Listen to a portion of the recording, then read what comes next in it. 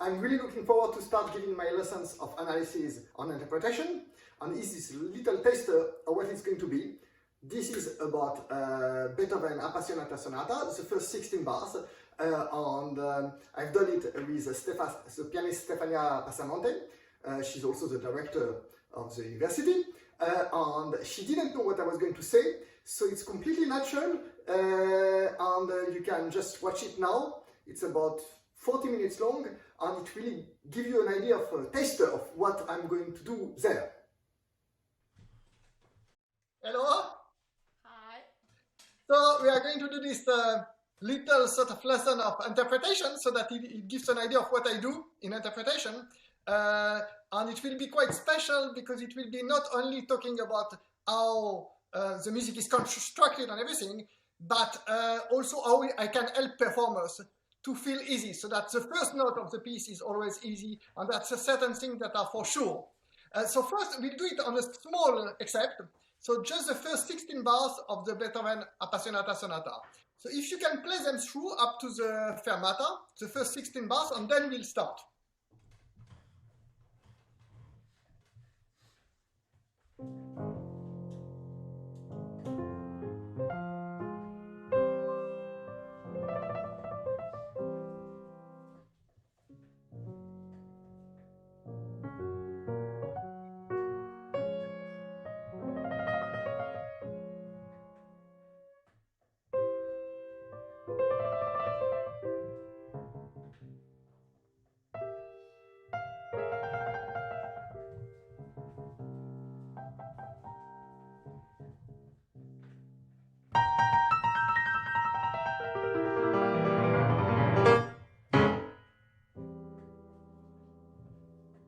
Great. Okay, so now let's start. So the first thing that I say always is that we've got to start with the things that are objective.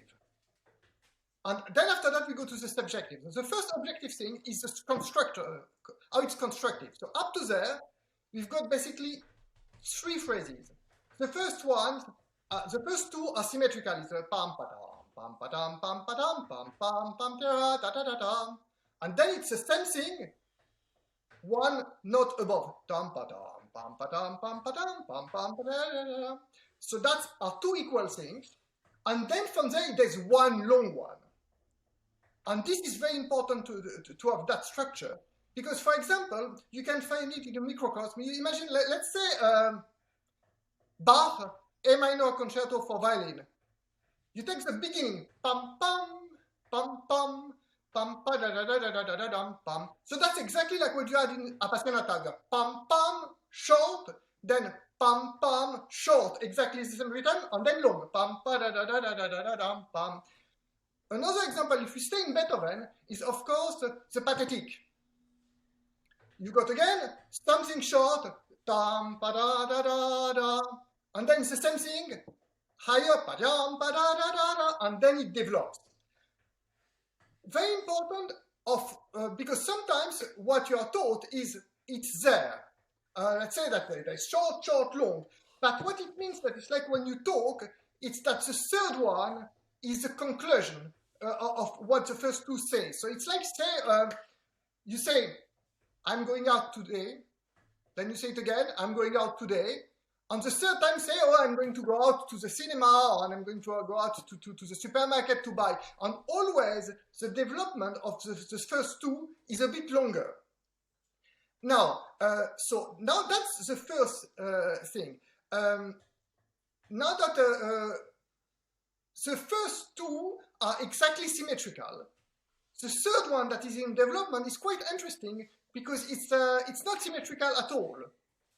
It takes the second part of the tunes, you know, tam pa da da da da, and then pa pa pa pa, rest. Pam pa da da da da, and then it's sort of basically long, short, and then very long. So it's a lot of little components that we can talk about later. So that's the basic structure. Now let's start with something simple.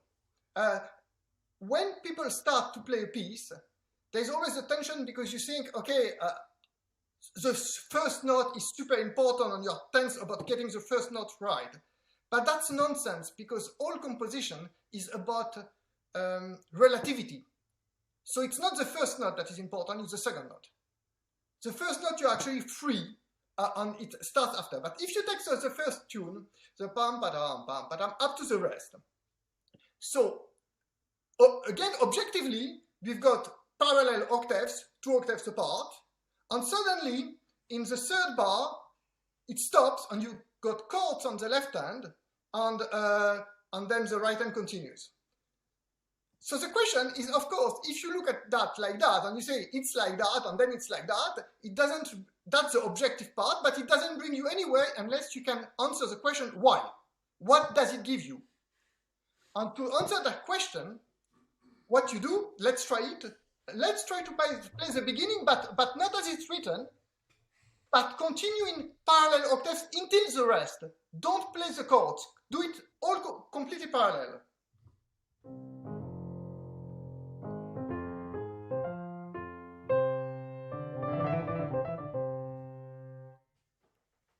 Now, what do we feel? We find that it's not quite right. So instead of finding, and what does it give us, the chords? It gives us a way, it's a little bit like in a concerto, when let's say you've got a concerto for piano and orchestra, and everybody plays together, and suddenly the piano comes alone. It's this type of style. So the right hand continues like a soloist, and underneath there is sort of